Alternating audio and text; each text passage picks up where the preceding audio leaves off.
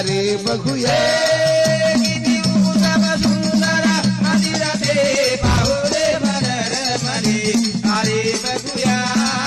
किती निरामल मूर्ती सोबत ते पाहू रे मनोरमने